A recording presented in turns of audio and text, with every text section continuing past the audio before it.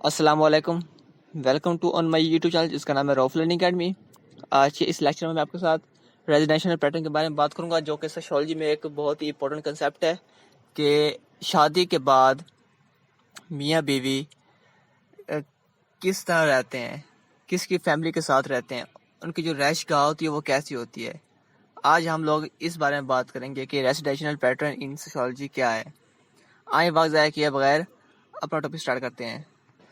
جی type start کرتے ہیں۔ First type کا نام ہے پیٹریولیکیلٹی، گریک ورڈ ہے جس کا مطلب ہے کہ پلیس آف فادر، مطلب کہ فادر کی طرف، فادر کے گھر کہ وہ کہتا ہے کہ ان وچ a married couple leaves with اور نیئر دا ہسبینڈ فیملی، مطلب کہ شادی کے بعد جو ہسبینڈ ہوتا ہے وہ اپنی وائف کو لے کے اپنے والدین کے گھر جا کے رہتا ہے، اسے کہتے ہیں پیٹریولیکیلٹی۔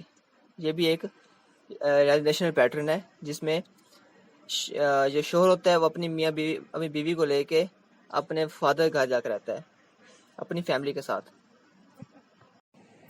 اس کے بعد سیکنڈ ٹائپ ہے جس کا نام ہے میٹریلیکیلٹی، اس کا مطلب ہے کہ پلیس آف مدر، کہ ماں کے گھر۔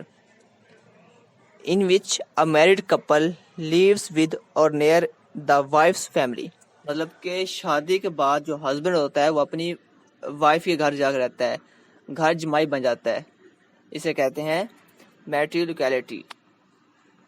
اس کے بعد لاسٹ ٹائپ ہے ریزیڈینشیل پیٹرن جس کا مطلب ہے نیولوکیلٹی، مطلب کہ نیو پلیس۔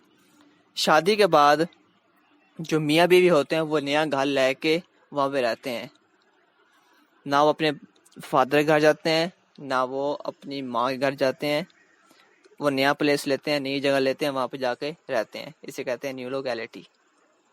آئی ہوپ آپ کو اس لیکچر سمجھ آ گئی ہوگی۔ تھینک یو، خدا حافظ۔